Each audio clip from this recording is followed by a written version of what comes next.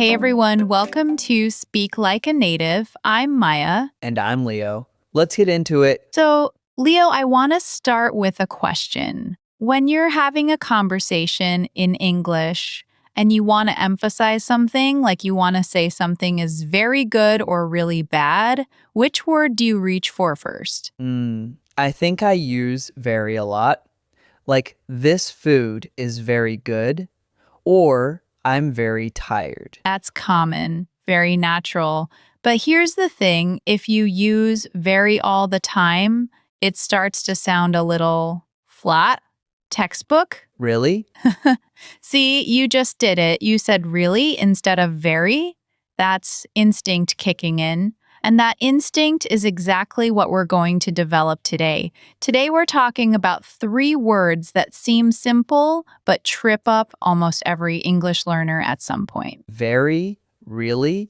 And so? Exactly. These three words most learners think are interchangeable. Like you can just pick whichever one sounds good in the moment. Wait, they're not interchangeable? Not exactly. They overlap, sure, but native speakers have a subtle rule, a kind of unspoken code about when to use each one. And if you break that code even slightly, you sound just a little bit off. Okay, I need to hear this.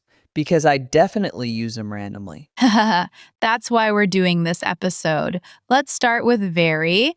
Very is the most neutral of the three. It simply adds intensity to an adjective or another adverb. Very tall, very fast, very interesting. But here's the secret. Very has a limitation. A limitation? Very cannot be used with strong adjectives. Words like amazing, terrible, fantastic, huge, these are already intense. If you say very amazing, it sounds strange to a native speaker. Really? I've definitely said very amazing before. Many learners do.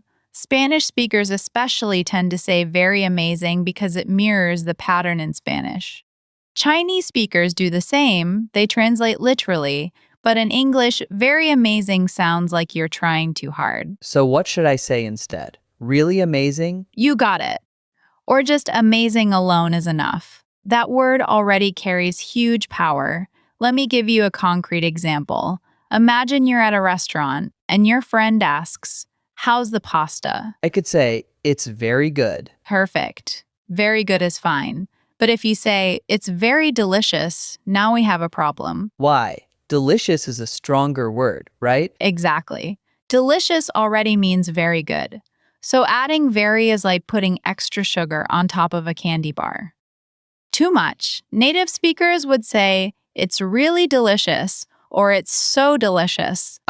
So really and so work with strong adjectives? Yes, and that's one key difference. Really can modify almost anything. Strong adjectives, weak adjectives, verbs. Really is the most flexible of the three. You can say, "I really like this." "She's really smart." "That really hurt." So really is like the all-purpose intensity word. That's a good way to think about it. Really comes from the word real. It adds a sense of truth or genuineness.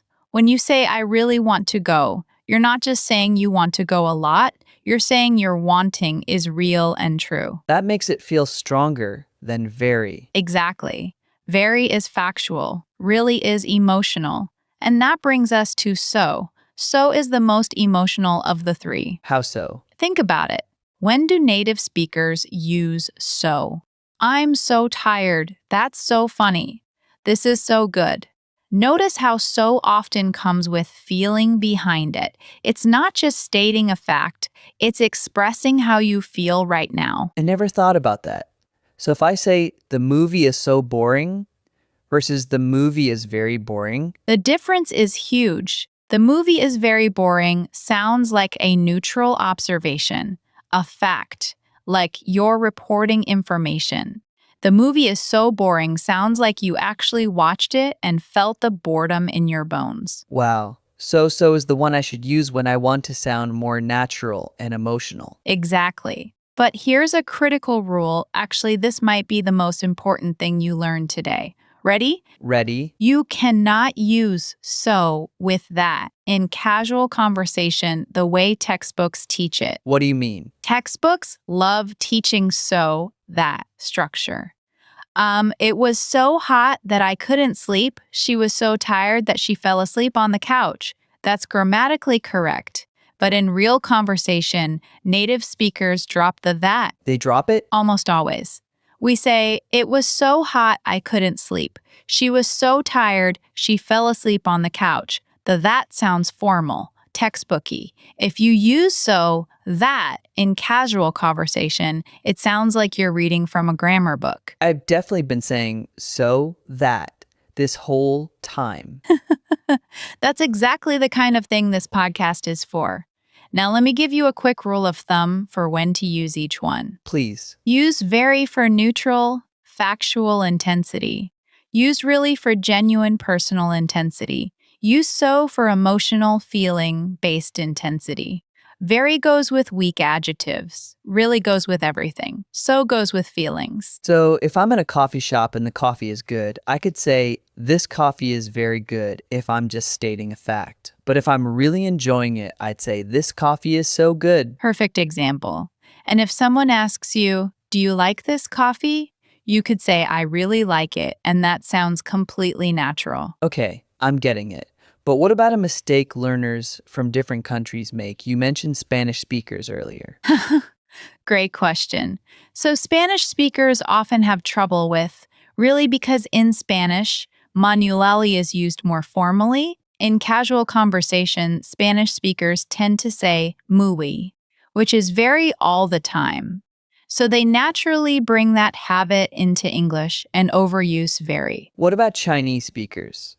Chinese learners often confuse very.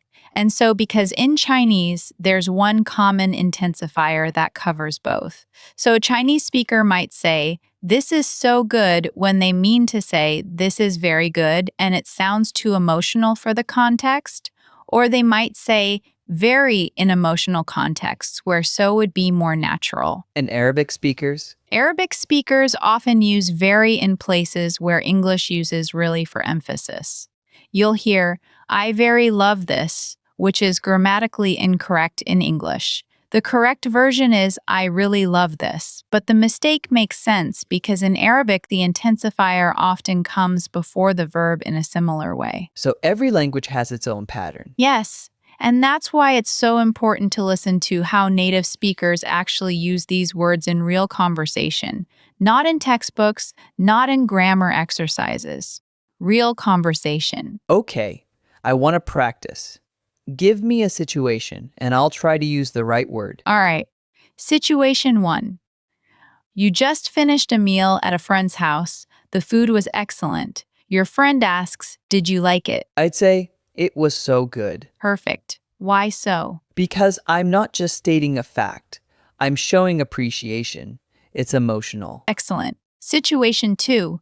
Your coworker asks, how was the meeting?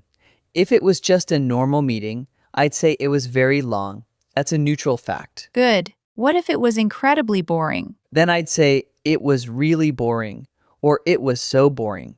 But I think really works better here because I'm being genuine about my experience. Love it. Situation 3. Your friend tells you a funny story. That's so funny because it's an emotional reaction. You've got it. Now here's a challenge question. What's wrong with this sentence? I'm very exciting about the trip. Oh, I know this one. Exciting is for things, not people. You should say, I'm very excited. Nice catch. But even better, use so or really here. I'm so excited about the trip. Or I'm really excited about the trip sounds much more natural than I'm very excited. Because excited is an emotional state. Exactly. Very excited is grammatically correct, but in real conversation, it sounds just a bit formal. You'd say so excited or really excited in casual conversation. Now, I want to give you a quick formula you can use starting today. I'm ready. When you're describing something neutral, a fact about the world, use very. When you're describing your personal experience, your genuine reaction, use really. When you're sharing a feeling in the moment, something you feel strongly right now, use so. Very for facts. Really for personal experience. So for feelings in the moment. That's the rule. And here's a bonus tip. If you're ever unsure which one to use, default to really. Really is the safest choice in almost any situation. It works with weak adjectives, strong adjectives, verbs. It's the most forgiving of the three. So I can't really go wrong with really. That was perfect. I can't really go wrong with really. That sentence uses really before a verb, which is exactly right. Okay, one more thing. What about the word so versus such? I think I confuse those two. Great question. So goes before an adjective, so beautiful, so expensive. Such goes before a noun phrase, such a beautiful day, such an expensive car. If you use so with a noun, so beautiful day, that's incorrect. You need such a beautiful day. So it's so plus adjective, such plus noun. Exactly. And that's actually a common mistake for learners from many language backgrounds. French speakers, for example, often say so beautiful day because the structure in French is different. I'm learning so much right now. I see what you did there. So much, that's the emotional intensifier, and you used it perfectly. I'm really learning a lot. Even better.